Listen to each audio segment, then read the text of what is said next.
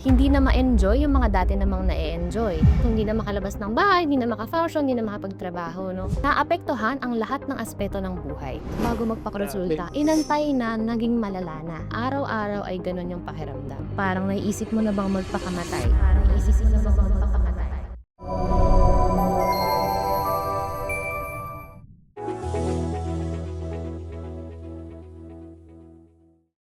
Good day mga kababayan! Welcome sa isa na namang episode ng Medico.ph at ngayong week na to, pagbibigyan na namin kayo. Usually kasi nakakuha kami ng mga comments tungkol sa pagdi-discuss, mga request na i-discuss yung mga mental health related topics. Dati puro usually sakit ng katawan, tsaka lifestyle, nutrition yung mga pinapublish namin. But for the first time, pag-uusapan na talaga natin yan. Lalo na yung isa sa mga pinaka-common pero minsan kasi nagiging delikado na type ng mental health problem. At yan ang tinatawag na depression. So with us today, to help us better understand, identify, and possibly get over this problem is our resident physician and resource person, Dr. Bien Canlas. So, Doc Bien, as usual, diretsahan tayo. Ano ang depression at anong pinagkaiba nito sa usual na sad boy ka lang?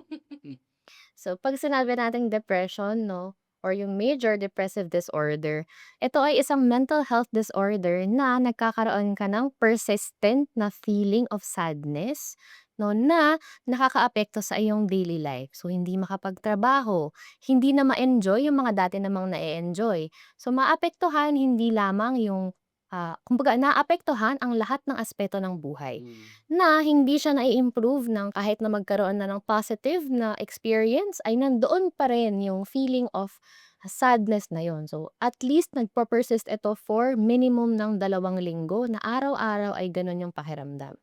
So, common na misconception kasi 'no, ngayon kasi medyo ginagamit na lang yung term na depressed, Hmm. 'no, kapag nalungkot. Depressed ako kasi bumagsak ako, gano'n. Depressed ako kasi bumigat ako, gano'n 'no.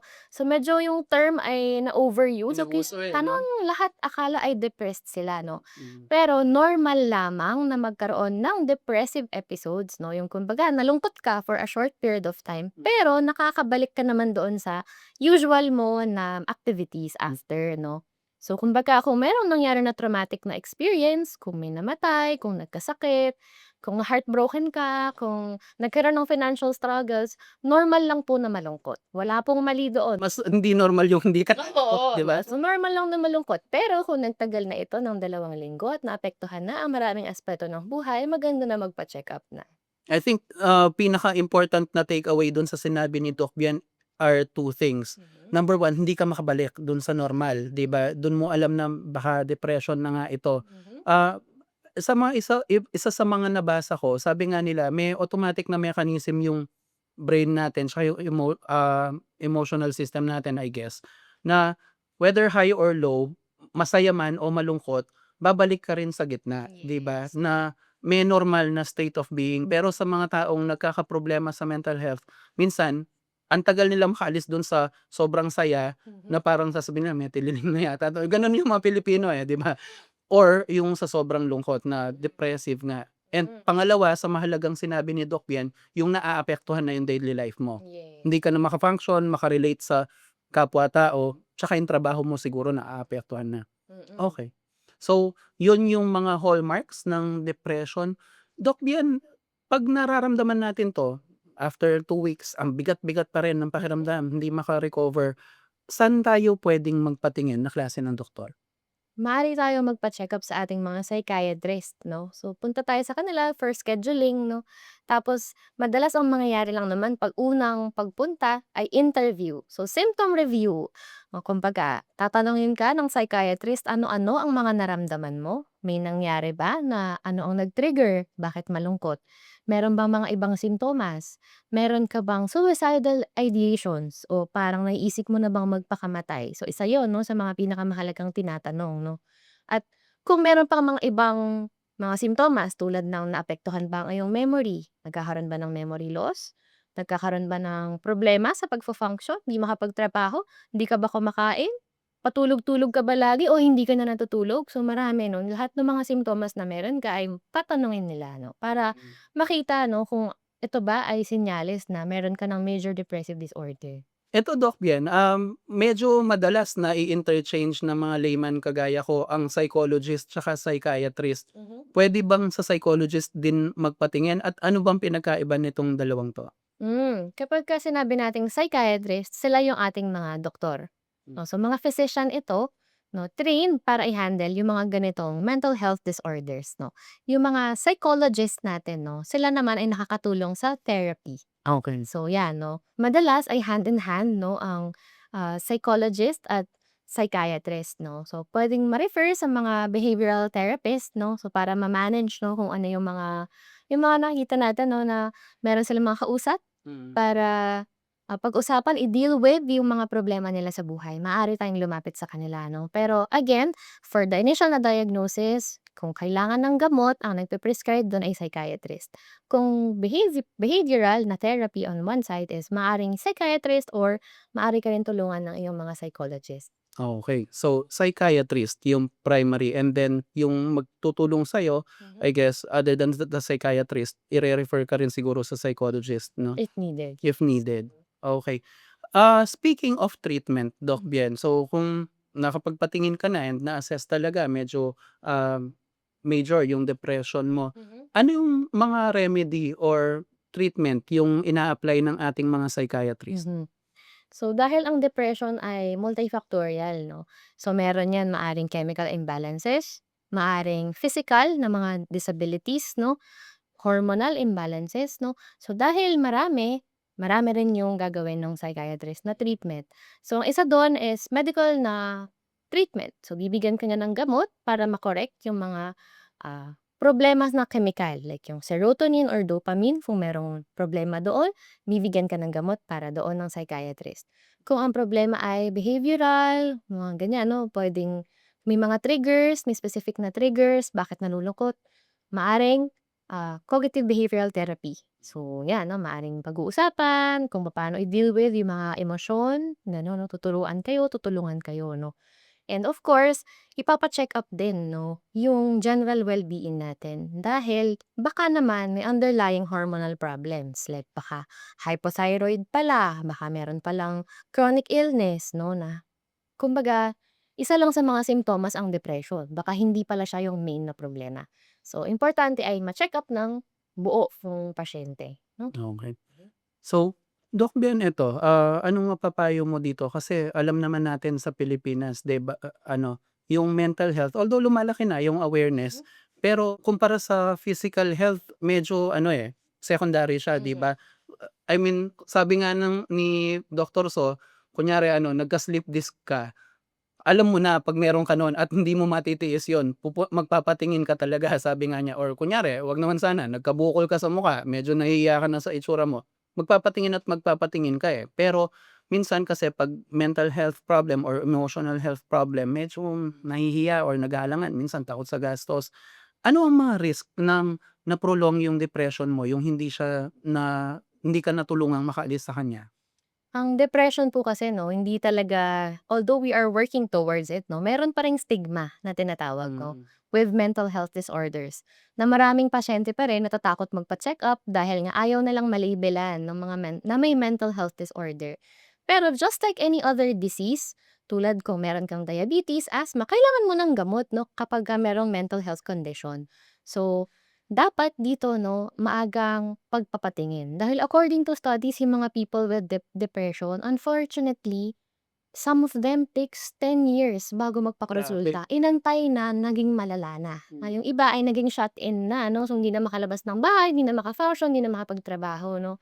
So, ang depression kasi 'no, puwede siyang mag-progress kung hindi siya naagapan agad, kung hindi nagte-take ng mga kailangan ng gamot or hindi nagte-therapy. So, tulad ng kahit anong sakit, dapat po ay agapan agad. Dahil kapag naagapan agad, maaari naman makabalik doon sa normal na function kahit na merong depression. Actually, according po sa WHO 'no, estimate nila na 150 million na tao po sa mundo ay nagka-suffer ng depression. Majority of them underdiagnosed, 'no? So, ibig sabihin hindi sila nagpupunta. So, undiagnosed sila o kaya yung iba ay merong diagnosis pero hindi nagpapatingin o kaya na-diagnose na hindi umiinom ng gamot, hindi sumusunod, 'no? So, dahil nga dun sa takot na ma-labelan sila na merong mental health disorder. Pero wag po tayong matatakot, magpa-check-up po tayo, 'no? So, mahalaga po na kung meron kayong nararamdaman sa kahit anong simptomas ay magpa-check-up agad para maagapan. Actually, swerte yung mga tao ngayon, Doc Bien, eh. Lalo na feeling ko yung mga younger people, mas open sila about mental health, mas aware sila, which is good. Kumpara kung nabuhay ka nung 90s at saka 80s, doon magpapatingin ka pa lang sa psychiatrist, sasabihin na nila may tililing ka or something. Ano yun eh, tawag dito, matindi noon. At least ngayong mas modern na times, 2000s hanggang ngayong 2020s, open na tayo at hindi automatic sira ulo yung label sa'yo. Minsan talaga kailangan mo ng tulong kasi yung mga nakakakwentuhan ko na nagdaan sa depression na clinical talaga, proven ng doktor, hindi yung klinim lang nilang depression. Sabi nila, alam naman nila na depressed sila eh, pero kahit sa sarili nila, hindi nila malabanan. Feeling ko isang sign din yun eh, na ayaw daw umalis nung mabigat na nararamdaman mo kahit nag-a-attempt ka na mag-socialize, ibalik sa normal. So, baka yung time, baka para mag-intervene na yung medical professionals natin. Okay, so alam na natin ngayon yung mga possible treatments, diagnosis. Doc Bien, preventable ba 'to katulad ng mga ibang sakit na mas physiological? Dahil nga ang depression marami siyang causes, 'no. Once na-identify yung triggers, maaari na siyang tulungan yung pasyente para maiwasan yung mga triggers na 'to. At kapag na-manage na, napabawasan na yung episodes na lumalala yung depression. So, siyempre mahalaga pa rin is magkaroon ng healthy diet, exercise, 'no, socialize, 'no, seek help. So, mag-join kayo ng mga group, ng mga communities na meron ito, 'no, dahil ngayon available na siya. So, at ngayon ay easier na rin ang access natin to healthcare. So, madali na tayo makapagpa-schedule ng mga check-up. At kung meron tayong napapansin, 'no, na mga kamag-anak, kaibigan na napapansin yun, merong pagbabago na baka merong depression, encourage them na magpa-check-up, 'no. So, wag po natin silang i-judge and hindi po nakakatulong unfortunately yung sasabihin natin na, "Uy, get over mo na yan, madali lang yan," 'no, dahil hindi po gano'n kadaling maka-get over from depression, 'no. Just like any other illness, kailangan po ng tamang paggamot. Totoo po yun. Hindi naman dahil sa sinabi mo, wala yan, yun na yun. Although minsan nakakatulong, and yung to Doc Bien's point 'no, yung lifestyle, I think that's clinically proven eh, na mas predisposed sa depression 'pag hindi healthy yung katawan. And secondly, yung sinasabi ni Doc Bien na mag-socialize, 'wag social media ha. May mga studies nga na nagsasabing mas at risk kang ma-depress kung puro ka social media eh. Legit na ano, socialization with your Yes. family, your close friends, gano'n, 'no. Tsaka Supportive environment. interest groups, running clubs, religious organizations, Yes. nakatulong lahat 'yan. Super important and again, ang dami nating natutunan about dito sa depression na 'to. Pero ang pinakamahalagang takeaway dito, 'wag mong babaliwalain kasi ang daming there's a lot of ways how this could go wrong for you, 'di ba? 'Di bale na yung suicide, may mga iba, yeah, mapupunta dun, hindi naman lahat, pero yun lang dadalhin mo yun, that cannot be good for your health long term, 'no? Dami po nating natutunan ngayon. Kung may request pa kayo ng mga ibang mental health issues na kinakaharap natin, mag-comment lang kayo. Sisikapin po namin na ma-discuss sa inyo yon and mabigyan rin kayo ng tulong sa pamamagitan ng impormasyon. So sa ngalan po ni Doc Bien, our resident physician and resource person, at ng aking business partner si Dr. Anthony So, kami muna ay magpapaalam. So stay happy, stay healthy, stay depression free, and we'll see you sa next video. Bye-bye!